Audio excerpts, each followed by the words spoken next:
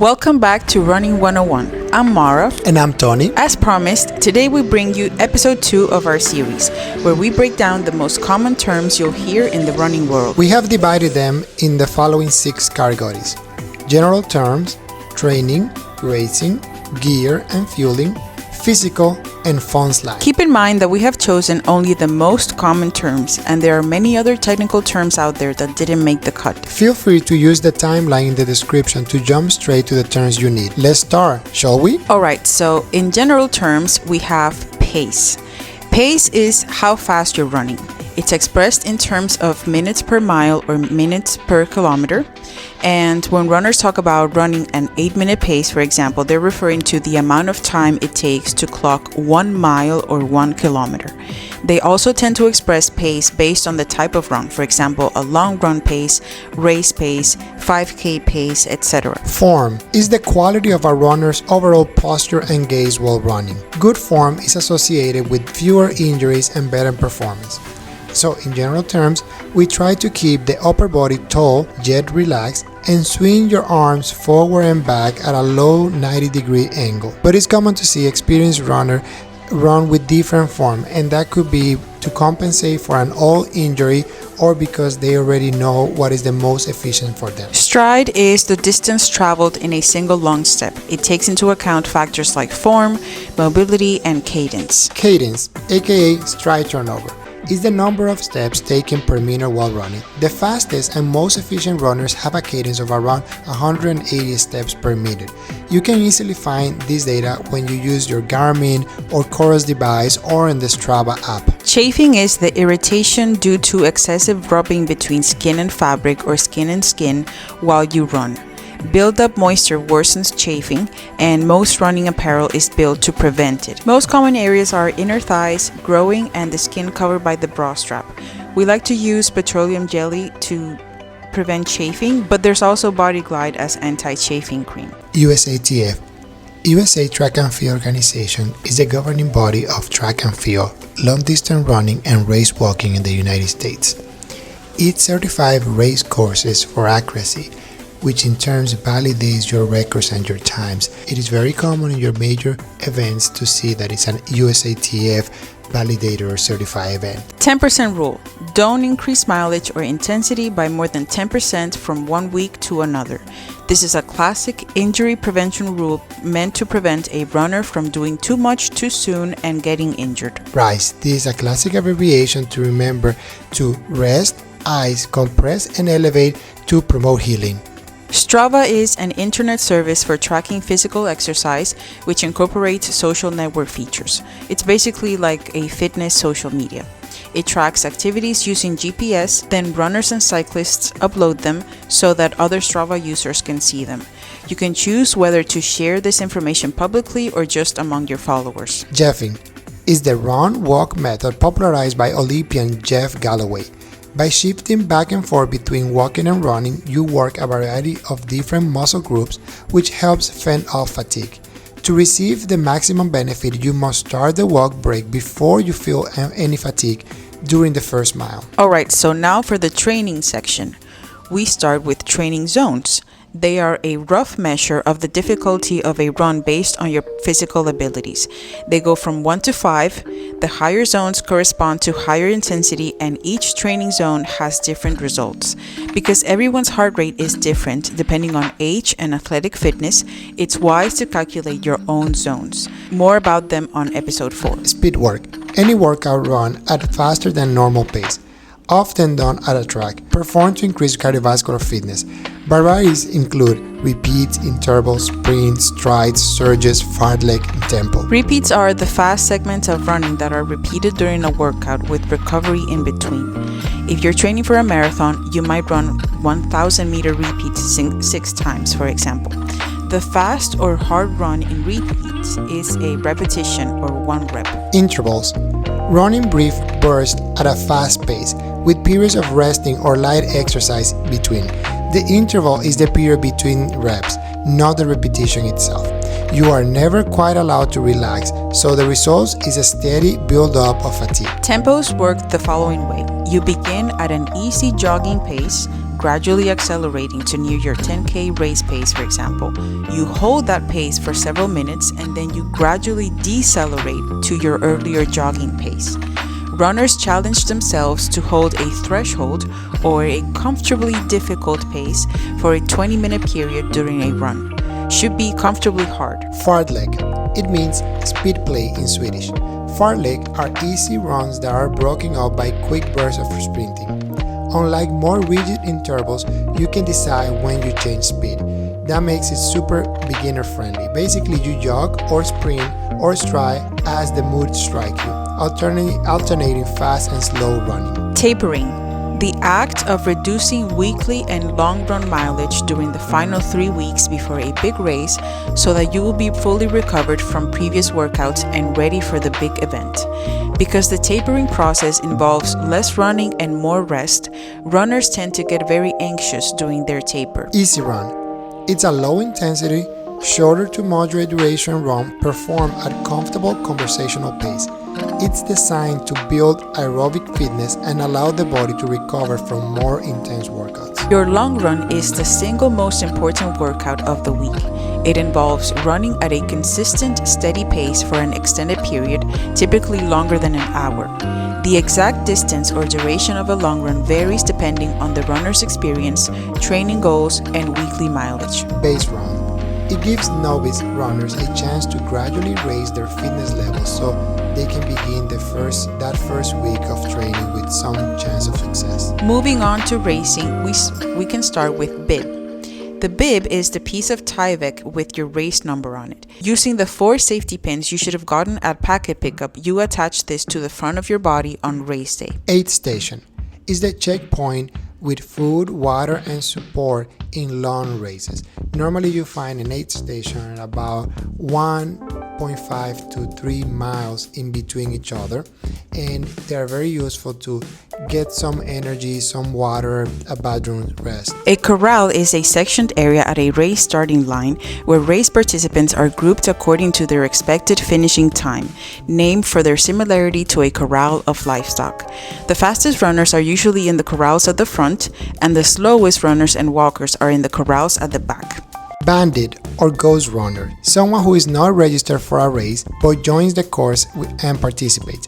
Bandits are generally loathed in the racing community because they didn't pay to get in like everyone else. Plus, they use the race supplies, eat the food, and sometimes takes the medal the participants paid for. BQ means Boston Qualifier, a race where a participant can qualify for the Boston Marathon by finishing within their age and gender time goal. PR for personal record and PB for personal best. Both refer to an individual's best performance in a specific event or activity. While they are often used interchangeably, PR might slightly imply the fastest time achieved in a competition, while a PB is a more general term encompassing any personal best, whether in competition or in practice. DNF means did not finish. It's used to describe a participant who started a race but did not cross the finish line for whatever reason. DNS, did not start, used to describe someone who registered for a race but did not participate. DFL means dead freaking last, as in the very last person to cross the finish line, which isn't a bad thing. Chip time shows your actual race time from the moment you and your race timing chip personally pass over the starting line mat to the finish line mat. This is important because the chip is in your bib, and that's why they always stress the importance of not bending or folding your bib before the race so you don't damage the chip, which is going to in turn be the one in charge of taking your time or your chip time. Gun time is a finisher's time based on when the starting gun went off in a race. It does not account for how long it may have taken you to get to the starting line from your corral. The gun time is typically longer than the chip time. Packet, the items you receive for paying for a race. Pick up on or before race date. It typically includes your commemorative race shirt, a race bib, and a timing chip in your bib, but it can also include other type of swag like a hat, poster, or a packet itself. A singlet is the sleeveless top commonly worn by runners and walkers on race day. Throwaway layer. For races, when the start temperature is colder than the actual race, it's common to have some kind of layer on top of your racing clothes, like a sweater or some gloves or a hat. These tends to be all items that you don't care to throw away and donate. Rabbits are runners who serve as pacemakers or pace setters during a race, with the rest of the field chasing them down. So basically, when you run, you're chasing your rabbit. Kick is the final push runners give at the end of the race to increase their speed to the finish line. Crew support is the support team that assists a runner during an ultra, for example, for gear, food, moral support, etc. Cutoff time. The cutoff time is the total time one has to complete the distance they started.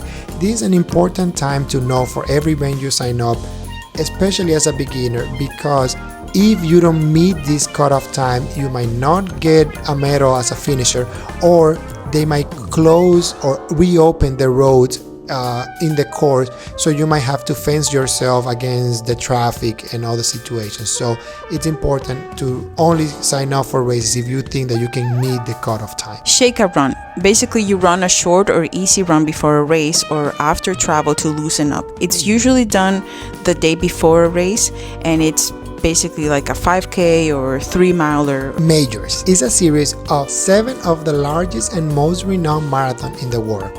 The Abbott World Marathon Major Star System is an online result hub that celebrates every runner on their journey through the majors. Runners completing all 6 original majors are awarded the 6-star medal. The Dopey Challenge is a Run Disney event that takes place during the Disney World Marathon weekend in January. It's crazy because, come on, it's a challenge. You register the challenge and run the 5K on Thursday, the 10K on Friday, a half marathon on Saturday, and a full marathon on Sunday. You get 6 medals, 1 for each of the 4 races, plus the Goofy Challenge medal, which is running the half marathon and the full marathon, and then the Dopey medal for completing it all. Hitting the wall or bonking. At around mile 20, runner feels as though they crash into a brick wall when they deplete their muscle of glycogen. Their pace slows, their breath becomes labor, they begin to walk, finishing becomes a struggle. So this is the most feared situation for all runners. And a negative split, a racer's total time divided into smaller parts, is known as the splits. You usually measure them in miles, and you can, for example, if you run a full marathon, you divide the entire race in half at the 13.1 count in order to split it in 2 halves. If a runner has an even split, it means that they run the same pace throughout the entire race. But if you have a negative split, it means that you ran the second half faster than the first half, which is something that you want. It means that you did a good job at pacing yourself. Gear and fueling. Carb-loading.